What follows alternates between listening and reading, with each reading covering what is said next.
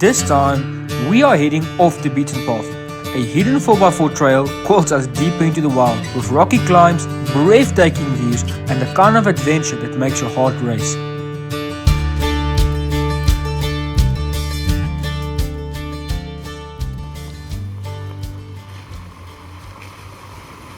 As we leave our previous camp at Bushveld, we have a few obstacles that we still have to tackle before we hit the road on our way to Klipspringer.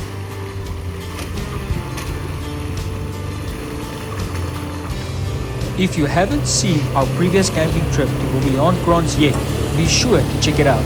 I'll add it as a card up here, or you can find it in our camping playlist. It's one you don't want to miss.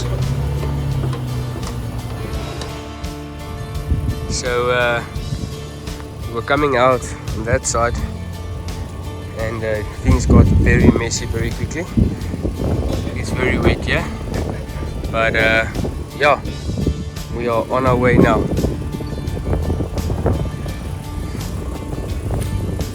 I mean, just look at this, it's absolute just sludge. The trailer is just full of mud, so we're gonna have to wash that off at Klipspringer.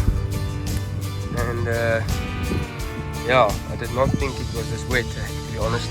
So yeah, it's dry. You drive through that grass section there and yes, I really underestimated how much mud there was. But yeah, what can we say? These tyres performing absolutely phenomenal. So yeah, let's get it. Just arrived at Klipspringer, so we are quite excited. So we've just came from a 5-day trip at Bushveld Bush Camp just down the road. So yeah, stay tuned for an epic adventure when we are here another 4 nights, I think. 4 nights, 5 days. So it's going to be a lacquer one. We'll also be doing a full review on this campsite as well. I think it's going to be a lacquer one. Yeah, so stay tuned.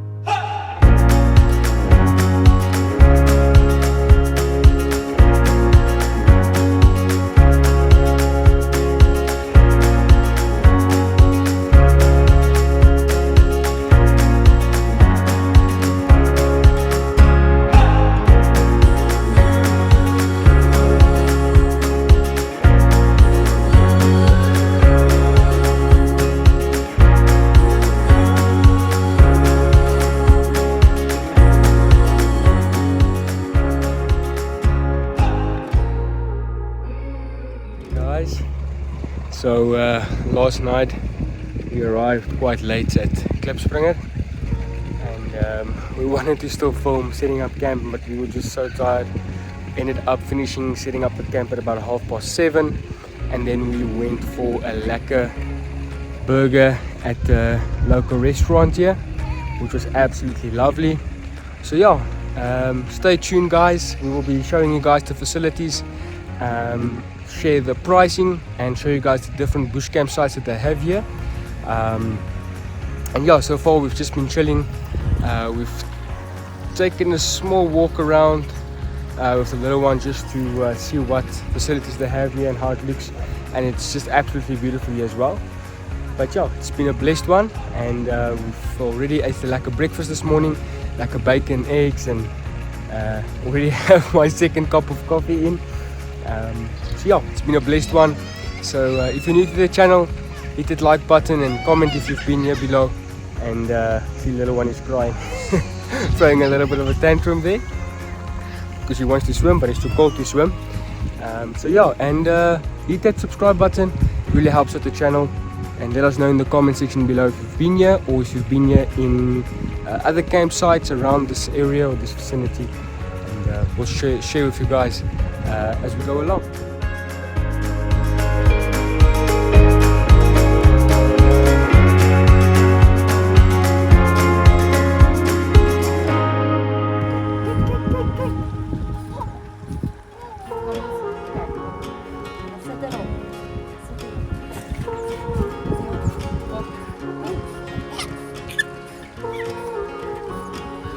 So what's like is they've got these trampolines for the kids, and there's like a whole jungle gym type of thing there. But Diana's a bit small for that one. And no, it's actually really beautiful here. I'm surprised about how green it is. But then there's like a lapa area there which you can also utilize and braai or whatever the case might be. And I see they've got like braais situated across this area. There's a netball ring, and then there, I'm not sure which side it is, but I think at the entrance there's actually a dam where you can fish, which is not in this specific section, but it's part of Klipspringer. And here's like this obstacle course here. It reminds me of Veld School, or I'm not sure what it's called in English, but it's Veld School in Afrikaans. So yeah, I mean the facilities are really neat and well kept, and very green. So yeah, we are just enjoying it here. There's surprisingly a lot of permanent campers here, which seems to be the new norm. It isn't bad. So we are actually at stand number 8, and then my father-in-law and them, they will be taking stand 10 just above us at the above terrace, which we'll show you guys a little bit later. So yeah, in terms of costing, our stand is 450 Rand per night, which I don't think is bad, but considering the area, I think it's probably the going rate per night. So we are here 4 days, 5 nights, 4 days, or 4 nights, 4 days, either or. Confusing that a bit, but yeah. So I think the total trip, or the total amount of days, is 1,800 Rand for us, which isn't that bad. But yeah, that's about the pricing. You've got water and electricity at your stand. We opted for the private ablution stand with the little one. It just makes it a lot easier, and you can leave everything in the bathroom. So it's about 450 with the private ablution, which actually isn't that bad now come to think about it. So yeah, that's about all at the stand. The stands are relatively big. I would have liked to have a bit more level ground where we are standing, but the above terrace has been leveled out, so maybe we'll take that stand next time. And then just in terms of the rest of the facilities, in the bathroom itself, you've got a shower, a basin, and then you've got like a wash-up area, which generally comes with a private ablution. So really not that bad. Considering this is a long weekend, I think most people will probably come in today and tomorrow, which isn't that bad. And yeah, then you've got this absolutely beautiful, I'm going to show you guys this. You've got this picnic area here, which is really beautiful. So we're definitely going to come and do a picnic later on.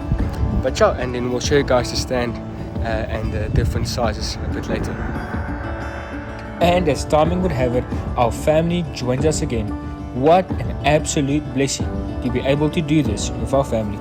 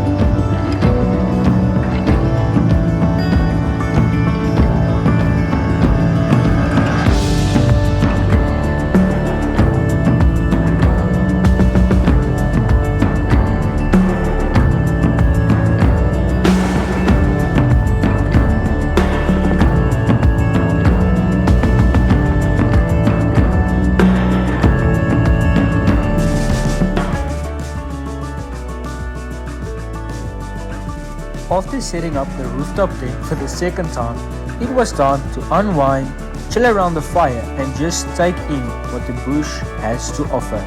What an absolute privilege.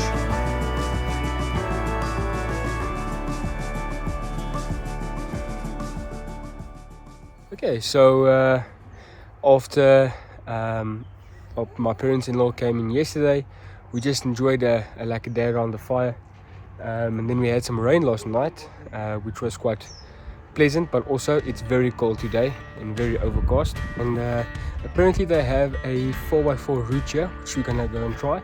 So it's a bit cold today, but we're gonna try and show you guys as much as possible with the 4x4 route. I'm excited just to get out a bit. I think sitting at the camp all day like this can get quite boring, if I have to be honest. So we are gonna try and see if we can't see some bucking stuff in the mountains and see. Apparently the 4x4 route is washed out quite a bit, so well, I'm looking forward to the adventure and seeing what it has to offer. And then when we get back, I will show you guys the bathroom facilities, and then I will also show you guys the stands. So there's quite a few people that came in after yesterday, because obviously it's a long weekend, so it's quite full at the moment. But I'm quite surprised in seeing how many permanent campers there are versus the normal weekenders. So that's quite interesting. But yeah, and then we're also gonna have to let me just show you guys there. Also gonna have to fold that up this afternoon, because we're not really using that awning. We are just chilling under the caravan on that side, and also we are looking to head out early tomorrow morning back home. So we don't really want to back it up if it's wet or just moist. So yeah, looking forward to that one. So let's go and get this route. So we're gonna get like a coolant in the Stanley, and then let's get going. So looks like we're gonna have to go up here, get this mountain pass. So quite excited, just with the deflating tires. So I've already deflated a little bit, but I think I might have to deflate a little bit more. So we'll see. You're going to 1.5. Yeah. Standing 1.5.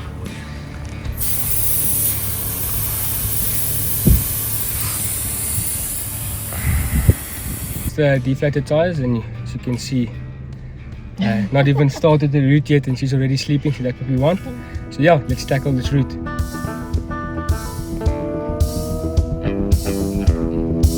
So it actually doesn't do it justice how steep this is. It's very loose.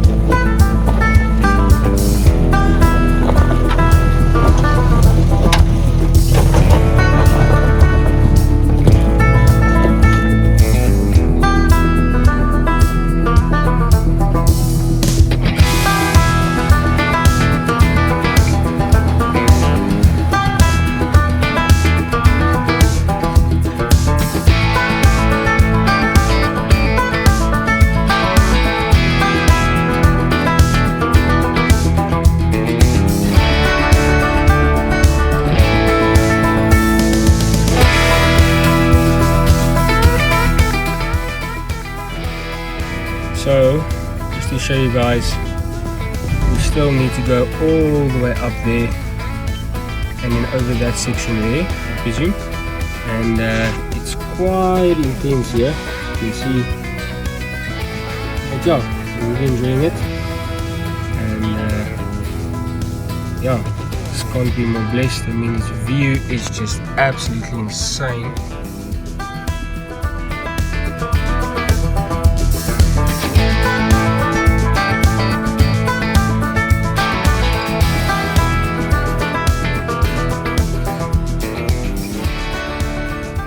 So it's places like this where I am extremely grateful for my replacement bumper from Taaibos.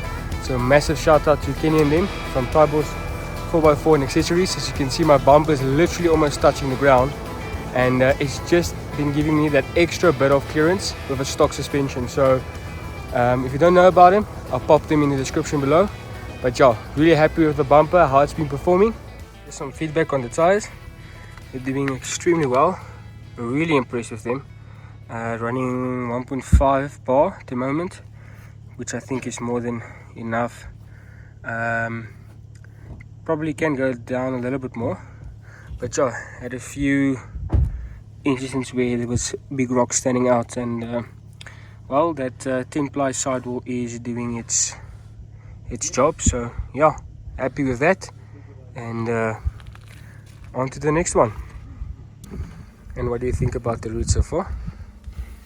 It's nice. It's a farm route, so it's 4x4, but it's a natural 4x4. Yeah, it's not a man-made thing. It's not a man-made. It's not man-made obstacles and stuff. It's all natural. So it's the type of route you get on a farm, where you need to be where you need to be. We need to go. That's the way this route is, and that's what I enjoy. It's quite rocky.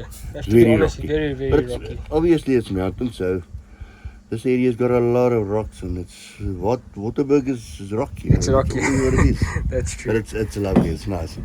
Yeah, saw some kudos. Yeah. Saw some bushbuck.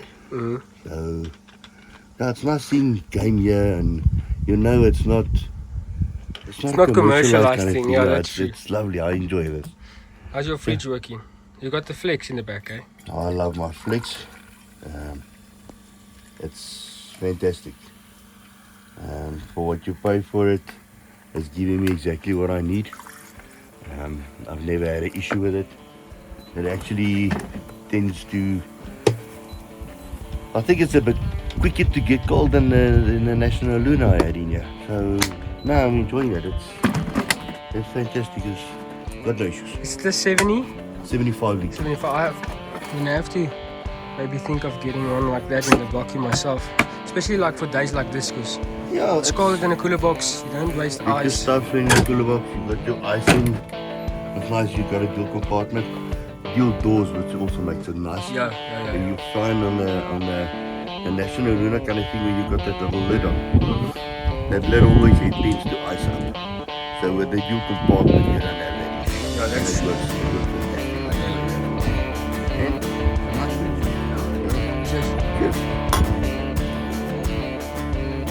This route offers you absolutely beautiful views and breathtaking mountain passes. I would definitely recommend that you guys go and do this route.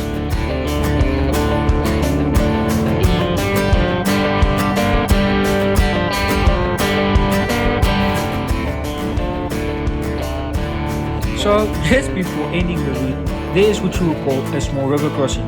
Now, it's always better to walk it before you drive it. And if you can't walk it, you can't drive it. So let's see what happens.